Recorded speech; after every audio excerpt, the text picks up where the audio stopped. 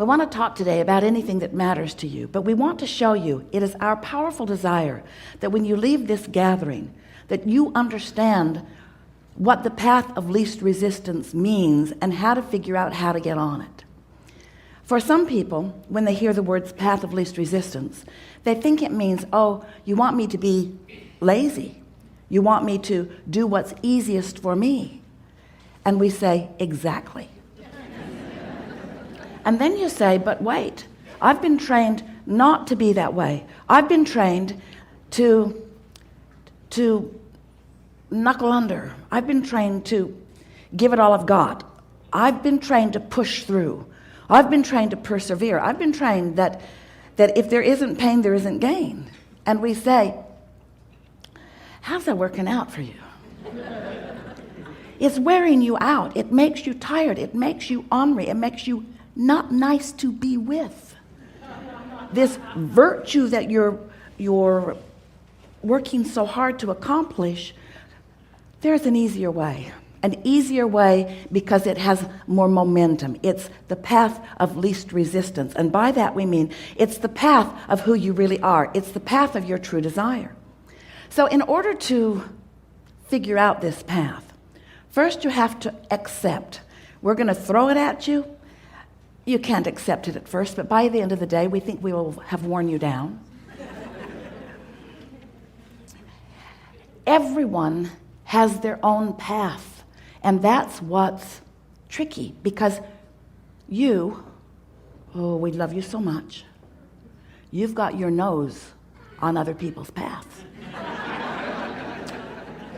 You care too much, and the reason you do is because you've been using criteria other than your own guidance system to understand what your path is. So you look among you and you decide what's wrong activity, what's right activity, what's good behavior, what's bad behavior. You try to sort it out in an action-oriented, out here on the edge of manifestation place. And we want to say to you, that's the hard way of going about it, and it's way too long in the process. What we want you to come to understand today is that you've got guidance, and we're going to explain to you exactly what it is and how you've got it. You've got guidance that knows the path to everything you want. Hear this. Your inner being, whatever you want to call that source energy part of you, knows where you stand right now in relationship to everything you want, and knows the path to it. And the reason we call it the path of least resistance is because we keep showing you the path that is most likely from where you are that you can see it. Did you sort of get how good those words were? In other words, once you get tuned in, once you start loving yourself, once you're meditating and feel good, once life is really feeling good to you, once you're waking up and knowing it all is well, once you're looking around the world and seeing the beautiful things of it, you have almost no resistance in your path. So we can offer just a clear understanding of where something is that we know you want, and you'll be in the receptive mode, and you'll just hear it, and you'll just follow the path to it easily, effortlessly, joyfully. But if you're all wadded up, like so many are, all twirled up in the rightness and the wrongness of things, blaming this one, blaming that one, mad at yourself about this and that, making comparisons, feeling jealous, not happy with where you are, being sort of irritated about where everybody else is too, if you're kind of all wadded up in all of this, watching CNN, if you're all wadded up in all of that, then what's happening to you is you can't find the path of no resistance because you're not a vibrational match to that. But that doesn't mean that the source within you doesn't keep showing it to you. Start again. What we want to say to you, we really want you to hear this, is that sometimes the path of least resistance, we'll give you an example. Let's say that you want enough financial resources, to do the things that you want to do. So that all sounds really nice, doesn't it?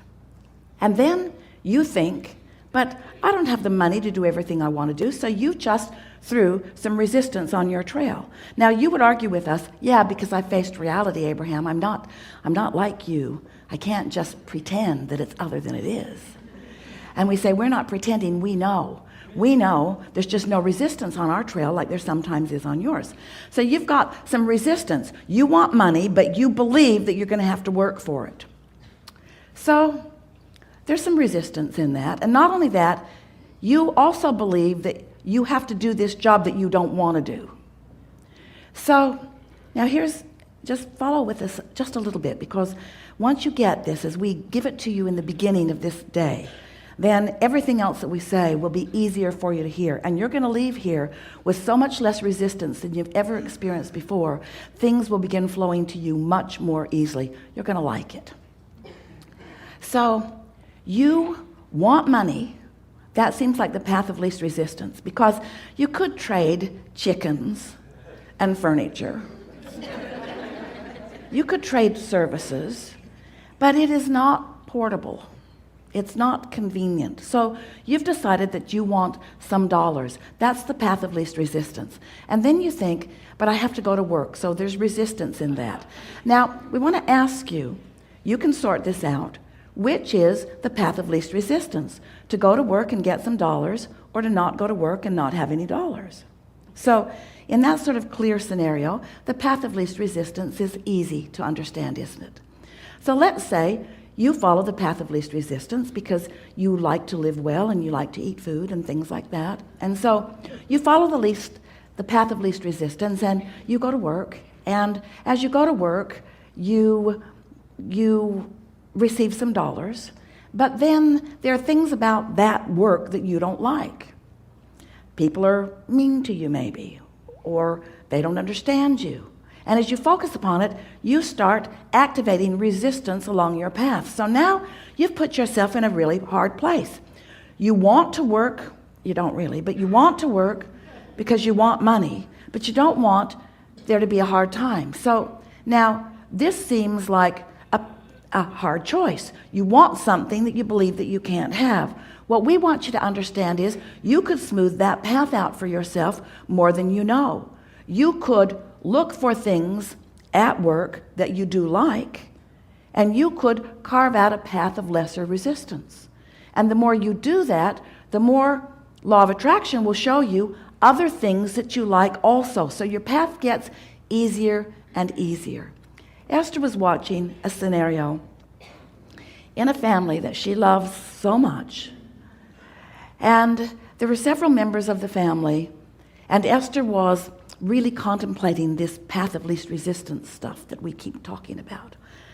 And so Esther was watching two kids in this family squabbling with each other. And Esther thought, my path of least resistance is to get the hell out of here.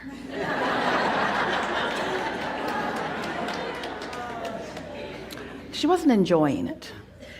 And then she thought, but I don't want to hurt their feelings. Now, which is the path of least resistance? To hurt your feelings or to hurt their feelings? That's something that you really want to think about, isn't it? So anyway, Esther did what she usually does. She chose to hurt her own feelings. It really was easier under the circumstances. She chose the path of least resistance. And then she smoothed out her path by thinking, I'm going to observe this through different eyes. I'm going to observe this through the idea of path of least resistance. So she watched this little boy antagonizing his older sister. And she thought, if I were her, my path of least resistance would be to just go to my room. But she watched, and that was not the choice that was taken. Instead, the path of more resistance was taken to sort of volley back. So now it was game on. More resistance, more words, more sort of poking, more seemingly deliberate antagonism. But now Esther is on her path of least resistance because she's found a way to be there and not be out of sorts, because now she's observing something she really wants to understand. See how her path is smoothing out? So now she's watching the other paths. So now the little girl is getting more and more frustrated. Her volume is coming up. Her resentment is getting more. And now she wants to involve her mother. Her mother just stepped onto the path of more resistance. Now it seems that mother is the one that should sort this out. And Esther is thinking, if I were mother, I'd go to my room. I would not make their paths of least resistance mine. I would not try to sort out the impossible, because you can never get to the bottom of that. You can never figure out who started what or what's. All you can do in any moment in time is take your path of least resistance. So Esther watched. Mother did pretty good for a while. She did not want to get in the middle of that, but she's been in the middle of plenty of that. So she can only take so much.